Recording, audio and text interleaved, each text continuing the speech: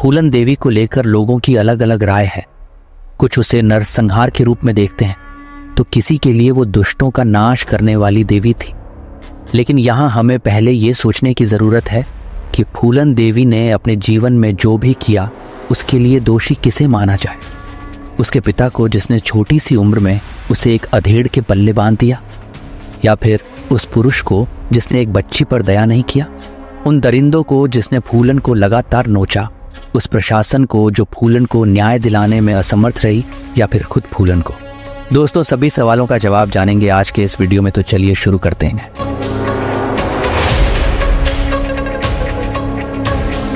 नमस्ते दोस्तों, मेरा नाम MD जैद है।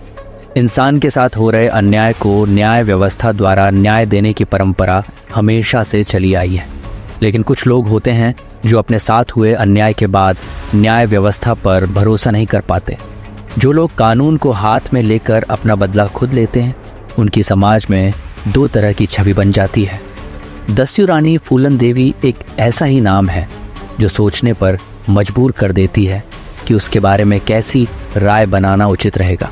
कुछ के लिए फूलन देवी सच में देवी थी, तो कुछ के लिए आज भी वह एक कुख्यात डकैत और कई लोगों की हत्यारण है।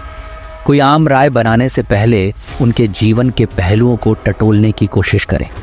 10 अगस्त 1963 का दिन उत्तर प्रदेश के जालौन ज़िले के गांव गोरहा के मल्लाह देवी दीन के लिए नई मुसीबत लेकर आया था। मुसीबत इसीलिए थी क्योंकि उसके घर बेटी ने जन्म लिया था। अगर बेटा हुआ होता तो जश्न का माहौल होता। अब बेटी ने जन्म लिया था तो चिंता से मल्लाह का सिर फटा जा रहा था। चिंता उसको पालने की, चिंता उसको बड़ा करने की, और चिंता उसकी शादी की। देवी दीन ने अपनी बेटी का नाम रखा फूलन। शुरुआत में पिता देवी दीन को भी इस बात का अंदाज़ा नहीं रहा होगा कि जिस बेटी का जन्म उसके लिए खास नहीं था, उसकी मृत्यु का दिन इतना खास हो जाएगा कि पूरे देश में हड़कंप मच जाएगा। अपने माँ बाप के 6 बच्चों में फूलन दूसरे नंबर पर थी। वह दब्बू और शांत नहीं थी, वह एकदम अलग थी। इतनी अलग कि सही गलत की लड़ाई के लिए वह किसी से भी भिड़ जाती थी। फूलन के पिता देवी दीन कड़ी मेहनत के बाद घर का खर्च चला पाते थे। संपत्ति के नाम पर उनके पास केवल 1 एकड़ ज़मीन थी। उनके पिता की मृत्यु के बाद उनका बड़ा भाई घर का मुखिया बना तथा अपने बेटे माया दीन के साथ मिलकर उसने देवी दीन के हिस्से की ज़मीन भी हड़प ली। जब फूलन को इस बात का पता लगा कि उसके चाचा ने उसकी ज़मीन पर कब्जा कर लिया है, तो वह उनसे भिड़ गई। कहते हैं कि ज़मीन के लिए चाचा से बात इतनी ज़्यादा बिगड़ गई थी कि हाथापाई तक पहुंच गई। मामला यही नहीं सुलझा, अपने हक के लिए फूलन अपने खेत के बीचों बीच धरने पर जा बैठी। इस पर उन्हें अपनों का गुस्सा भी झेलना पड़ा, लेकिन वह नहीं मानी। 11 साल की उम्र में हो गई थी फूलन देवी की शादी। फूलन के उग्र स्वभाव से उनके पिता को अधिक चिंता होने लगी। पिता की इसी चिंता ने फूलन की जिंदगी को एकदम से मोड़ दिया। महज 11 साल की उम्र में उनके पिता ने उनका विवाह एक अधेड़ व्यक्ति के साथ तय कर दिया। शुरुआत में फूलन ने इसका विरोध किया, फिर अपनी नियति मानकर इसे स्वीकार कर लिया। फूलन के पिता ने उसके अच्छे भविष्य को लेकर यह कठोर फैसला लिया था, किंतु सही मायने में उन्होंने फूलन को जलती हुई आग में तपने के लिए छोड़ दिया था। फूलन के ससुराल वाले ठीक नहीं थे, उसके पति का भी उसके प्रति ठीक व्यवहार नहीं था। जल्द ही ये सब फूलन की बर्दाश्त से बाहर हो गया और वह भागकर अपने घर लौट आई। उसे उम्मीद थी कि उसके अपने लोग उसकी मदद करेंगे, लेकिन हुआ उल्टा। फूलन मासूम थी, लेकिन उसके दुश्मन बहुत ही शातिर थे। उसके चचेरे भाई ने इस मौके का फ़ायदा उठाकर एक झूठे आरोप में उसे जेल भिजवा दिया। वहाँ भी उसे शारीरिक शोषण झेलना पड़ा। जैसे तैसे वह जेल से निकलने में सफल रही। किसी तरह उसका जीवन स्थिर हो जाए, इसके लिए पिता ने कोशिश करके उसे दोबारा से उसके पति के घर भेज दिया, किंतु उनका व्यवहार फूलन के प्रति नहीं बदला और उसे मजबूरन दोबारा ससुराल छोड़ना पड़ा। परिस्थितियों से तंग आकर फूलन एक ऐसे रास्ते पर निकल पड़ी जहां से वापसी संभव नहीं थी। फूलन देवी कैसे बनी डकैत? 20 साल की उम्र में फूलन को अगवा कर उसका बलात्कार किया गया। इससे पहले शादी के नाम पर भी वो कई साल से इसी पीड़ा को झेलती आ रही थी। पुलिस की मदद लेने का अंजाम वह पहले ही भुगत चुकी थी, सो इस बार उसने हथियार उठाने का फैसला कर लिया।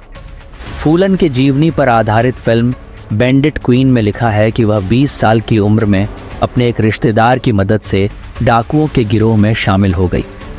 हथियार उठाने के बाद सबसे पहले फूलन अपने पति के गांव पहुंची, जहां उसने उसे घर से निकालकर लोगों की भीड़ के सामने चाकू मार दिया और सड़क किनारे अधमरे हाल में छोड़कर चली गई। जाते जाते फूलन ने ये ऐलान भी कर दिया कि आज के बाद कोई भी बूढ़ा किसी जवान लड़की से शादी नहीं करेगा। हथियार उठा लेने भर से फूलन की परिस्थितियां नहीं बदली थी। गिरोह में भी उसे कई प्रकार की विकट परिस्थितियों का सामना करना पड़ा।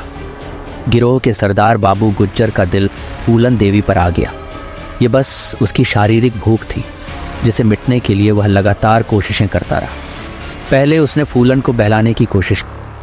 जब वह कामयाब नहीं हुआ तो एक दिन उसने फूलन के साथ जबरदस्ती की। विक्रम मल्लाह, जिसका स्थान गिरोह में बाबू गुज्जर के बाद आता था, उसने इसका विरोध किया। बावजूद इसके सरदार नहीं माना और फूलन के साथ जबरदस्ती की। बाद में विक्रम ने बाबू की हत्या कर दी। बाबू गुज्जर की हत्या के बाद अगली सुबह विक्रम मल्लाह ने खुद को गिरोह का सरदार घोषित कर दिया। इसी बीच इनके गिरोह में जेल से भागे 2 भाई श्री राम तथा लाला राम शामिल हुए, जिनके कारण गिरोह में फूट पड़ गई। बाद में उन्होंने विक्रम मल्लाह को भी मार गिराया और फूलन को बंदी बनाकर अपने गांव बेहमई ले आए। यहाँ फूलन को एक कमरे में भूखे प्यासे बंद कर दिया गया। बेहमई में फूलन को जो घाव मिला वो उसके लिए अब तक का सबसे गहरा घाव बन गया। यहाँ उसके साथ केवल दुष्कर्म नहीं बल्कि सामूहिक दुष्कर्म हुआ। वहाँ मौजूद सभी ने बारी बारी से उसके जिस्म को जानवरों की तरह नोचा। फूलन ने इतना सहा कि शायद उसे मर जाना चाहिए था, लेकिन किस्मत ने उसके लिए कुछ और ही चुना था। उसके साथ हो रहे दुष्कर्म और दी जा रही यातनाओं की जानकारी उसके कुछ पुराने साथियों को मिली तो वे छुपते छुपाते मौके पर पहुंचे और फूलन को वहां से बचा कर ले गए। वहां से निकलने के कुछ दिन बाद ही फूलन ने अपने साथी मानसिंह मल्लाह की सहायता से अपने पुराने मल्लाह साथियों को इकट्ठा करके गिरोह का पुनः गठन किया और खुद उसकी सरदार बनी। बदले की आग ने खत्म कर दी कई लोगों की जिंदगी। श्री राम और लाला राम के चंगुल से निकलने के 7 महीने बाद फूलन देवी को वह मौका मिल गया जिसका वह इंतजार कर रही थी। 14 फरवरी 1981 को प्रतिशोध की आग में उबल रही फूलन अपने गिरोह के साथ पुलिस के भेस में बेहमई गांव पहुंची। यहाँ एक शादी का आयोजन था जिसमें बाहरी गांव के लोग भी आए हुए थे। फूलन और उसके गिरोह ने बंदूक के जोर पर पूरे गांव को घेर लिया तथा ठाकुर जाति के 21 मर्दों को एक लाइन में खड़ा होने का आदेश दिया। उन 21 में से 2 उनके पुराने गिरोह के डाकू भी थे, लेकिन ये वो नहीं थे जिन्होंने फूलन के साथ दुष्कर्म किया था। अपने दुश्मनों को वहां ना देखकर फूलन देवी बुरी तरह बौखला गई। उस घटना के चश्मदीद वो 21 लोगों में एकमात्र जीवित बचे चंद्र सिंह, जिन्होंने बाद में बीबीसी को बताया था। फूलन ने सबसे पहले पूछा कि लाला राम कहाँ है।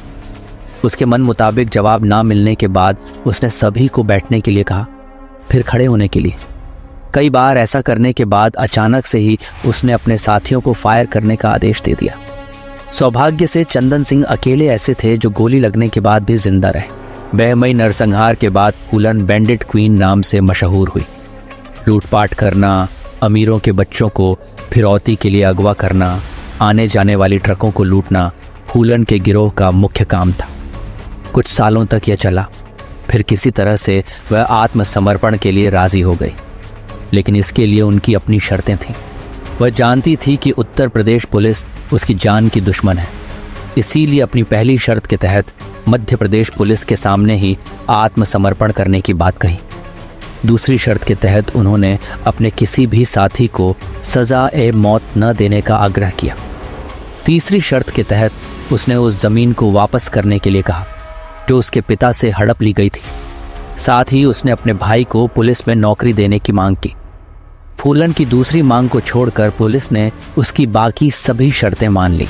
इस तरह फूलन ने 13 फरवरी 1983 को मध्य प्रदेश के भिंड में आत्मसमर्पण किया।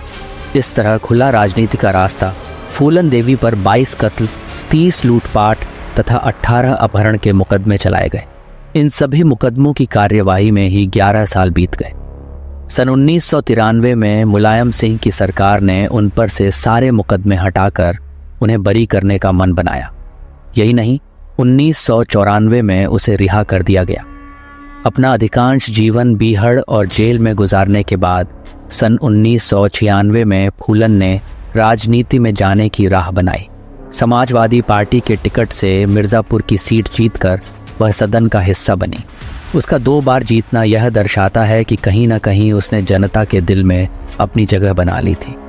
किंतु कहते हैं ना कि अतीत किसी का पीछा नहीं छोड़ता, वह किसी न किसी रूप में सामने आ ही जाता है। 25 जुलाई 2001 को उनके आवास के सामने ही शेर सिंह राणा नामक व्यक्ति ने उसकी गोली मारकर हत्या कर दी। हत्या के बाद शेर सिंह राणा ने इस बात को स्वीकार किया कि उसने फूलन देवी को मारकर बेहमई नरसंहार का बदला लिया। उसने यह भी कहा कि उसने बदला लेना भी फूलन देवी से ही सीखा। दोस्तों, फूलन देवी की इस सच्ची कहानी पे आपका क्या राय है, कमेंट करके हमें ज़रूर बताएं।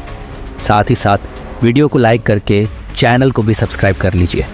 हम आपको हमेशा सच्ची घटना बताते रहेंगे।